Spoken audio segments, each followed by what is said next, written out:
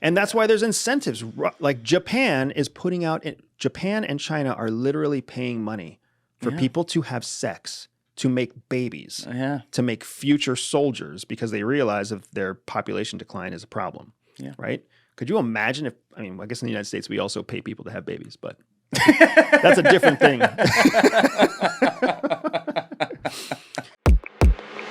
One of the most important things you ever ingrained in my head just is like how to look at things. And it's extremely obvious, but when you realize it. But you said, I think it was in episode 97, the first one we ever did together, you're like, the only fucking thing that matters when you're looking at world powers and where their chess pieces are on the board is their GDP. Yep.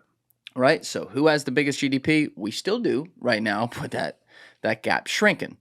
And you know, you keep talking about these different alliances that are forming, be it, you know, the BRICS on one hand, be it, you know, countries that where it's East versus West, and you have all these weird Eastern alliances between 2 or 3 different continents.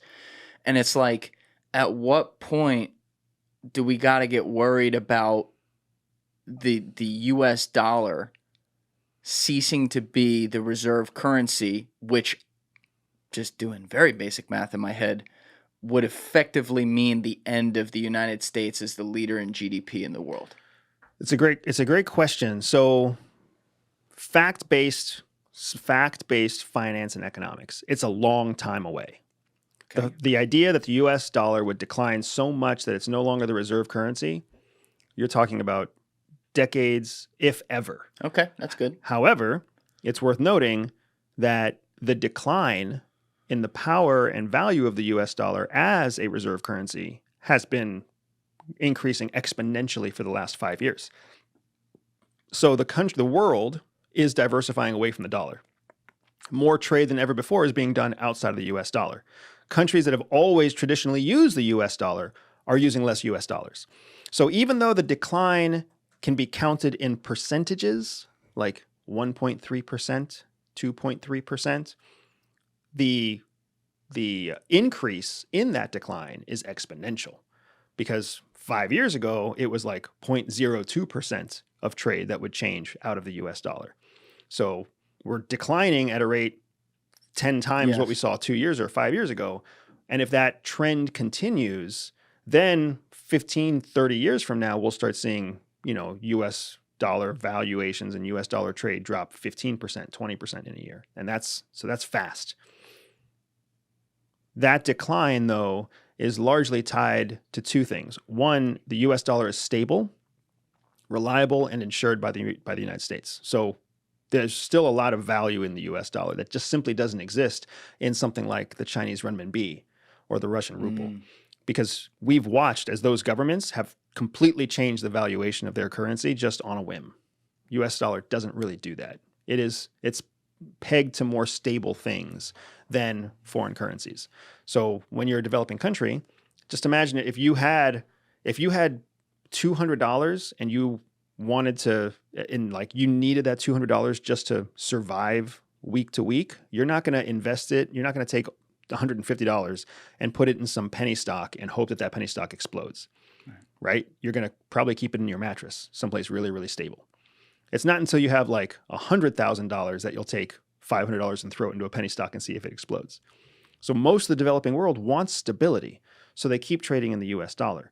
But the wealthiest countries out there, especially the wealthy countries that don't like the United States, those are the countries that are the fastest to dissociate themselves from the US dollar, especially now that the United States has set a precedent that if you hold US dollars in US banks, we're just going to take them from you if we don't like you. Yeah, that's not a good precedent. Not if you're trying to maintain the US dollar as the reserve currency of the world. And that's where you're just thinking way too short term, because you're worried, you're pissed, maybe with fairness, about a geopolitical conflict, but you're not thinking about the precedent you're setting doing that. That's a problem. Yeah, and then the other thing to keep in mind is that when we talk, GDP is the basic poor man's gauge of power.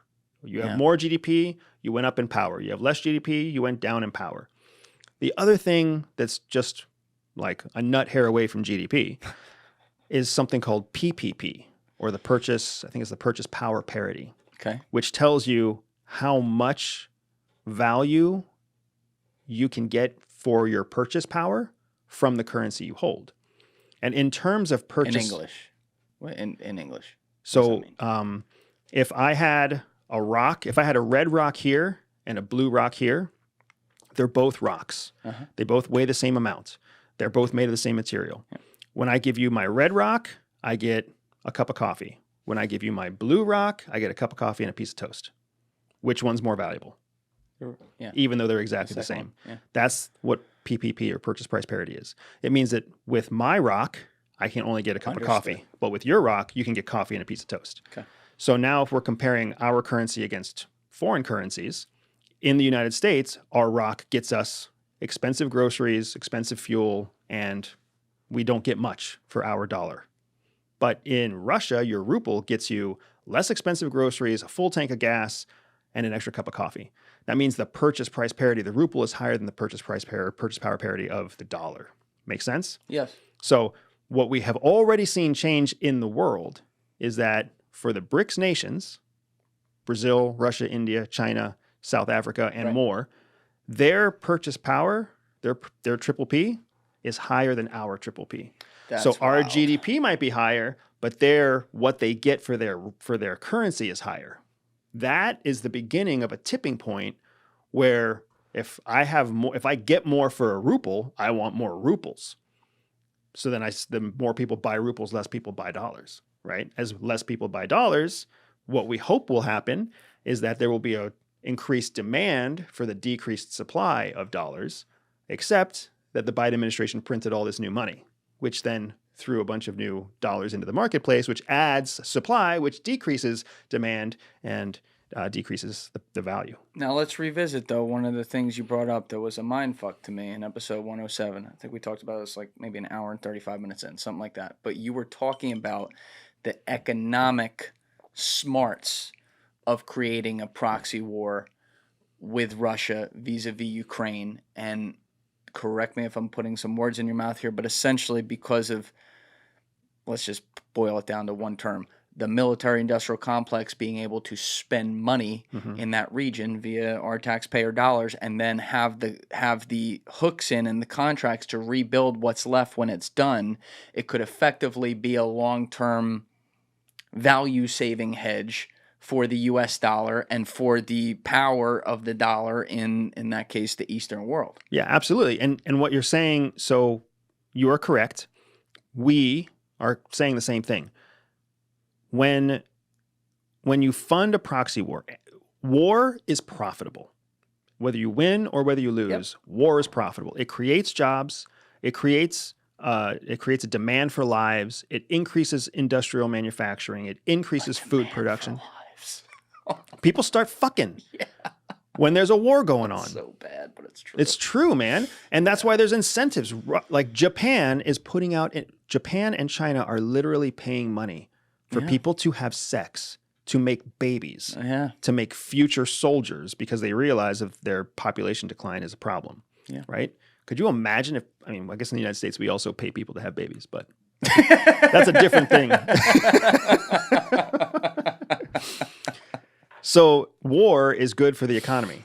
Yeah. What has happened now with the modern day proxy war, like what we're seeing in Ukraine and even what we're seeing in Israel, is that when you fund a conflict in another country, you get all the economic benefits without any of the lives lost yourself. So the United States is essentially bankrolling ourselves by supporting a war in Ukraine and supporting a war in Israel, et cetera, et cetera.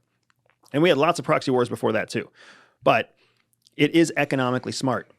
Making currency to fund those conflicts makes sense.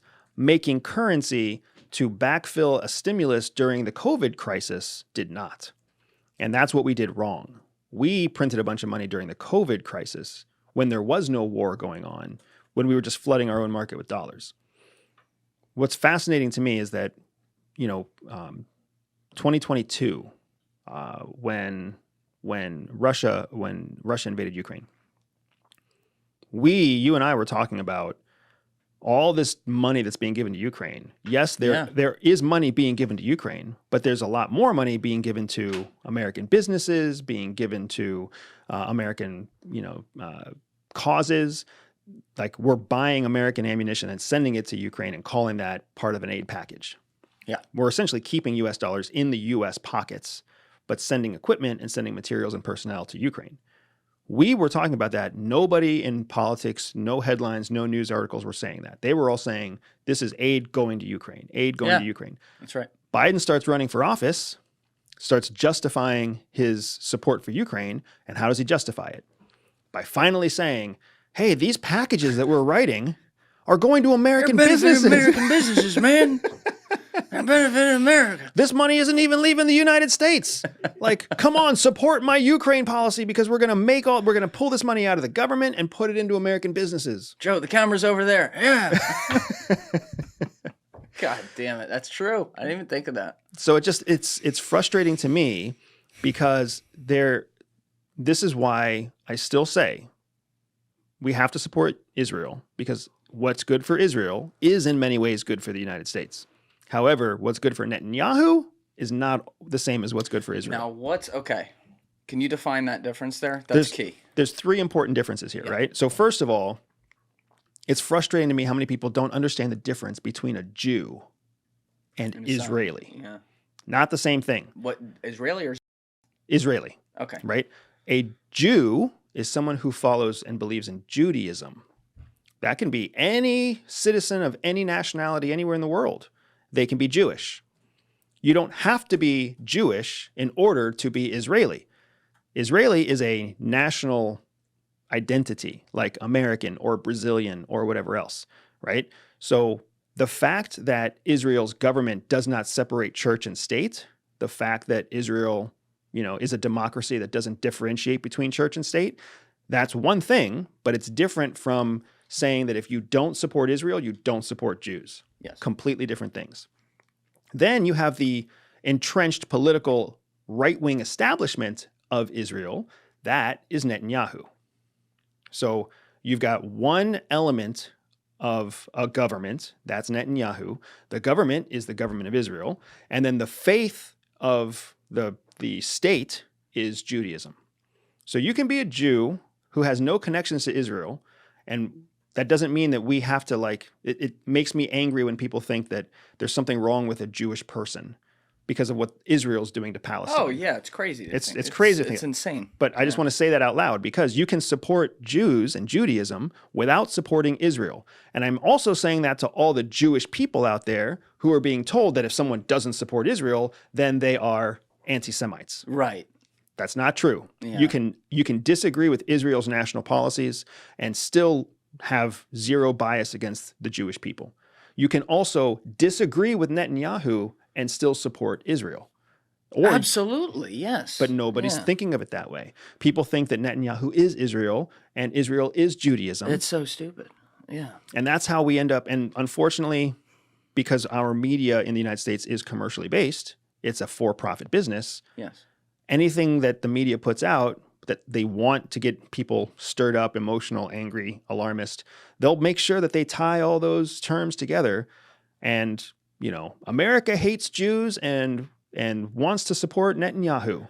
And that's because, you're taking the words out of his mouth. He says he makes no distinction between anti-Semitism and anything that speaks out against Israel, which is, I would say, by definition, defining himself and his policies as Israel itself. Right. And that's when I've been talking with people about this, I'm like, look at all the Israeli people who are in the streets right now. Calling for a new leader. Yes, and these are not Columbia protest motherfuckers, morons. These are people who are passionate about their country, who are just yo, can we get a new, everyone wants to be safe, no one wants terror attacks, can we get a new fucking leadership in there? Because Netanyahu's the symbol of it because he's the head of the government, but I've also said this to people, if you've looked at his cabinet, he looks like a leftist compared to some of those people.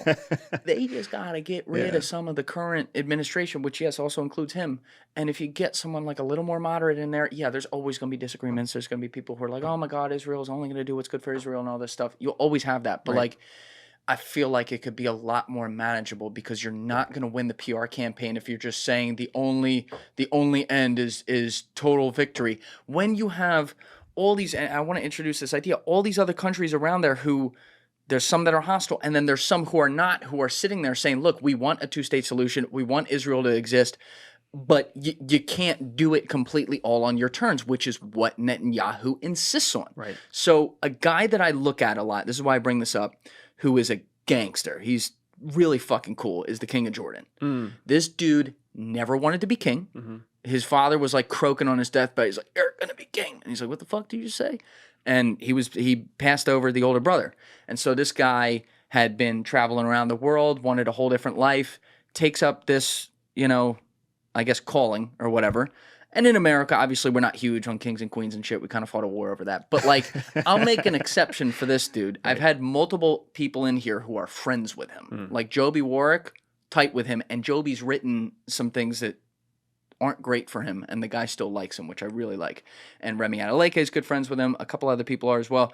But this guy, if you look at his history of all the, like, he took power, I think, in 98, 99. So think of all the things that have happened since then. Started with 9/11 right at the beginning all the way to where we are now. All these different crises that have happened, if you listen to what he said right before they did or right at the beginning, he play-by-plays what's going to happen. And so one of the things that he said on like October 10th or something like that, after October 7th, is that he's like, look, obviously our country has an allyship with Israel, but, and I don't know if he said it in these words, but he was essentially saying that doesn't mean that our current governments always have to agree with each other because there's political differences. And he said one of the questions he was getting was, well, then why won't Jordan take in the Palestinian refugees? And he's like, I'm glad you asked that. I will give the worst parts of Israel's government exactly what they want if I do that, because that will be effectively ethnically cleansing people from the land, getting it out of their hands. Right. Doesn't have to be a genocide or something, getting them off of there, and Israel can go take that land. Right. And he's like, I don't agree with the current administration's policies on that. And again, I don't think he said it exactly like this, but he was insinuating like, just get new leadership in there and maybe we can get this thing done. Right. And everyone can go home. Egypt's saying the same thing. Yeah. Yeah. And it's twisted politics, because you've got Israel saying that the Muslim world won't take Muslim refugees. And then you've got the Muslim world saying, we're not going to take refugees because you're going to block them out. Right. You're never going to let them come back. And essentially what you are doing is you're cleansing Muslims from their land, from their promised land. Thank you for watching the video, guys. If you haven't already subscribed, please smash that subscribe button and check out this clip's full podcast episode by clicking here or in the description below.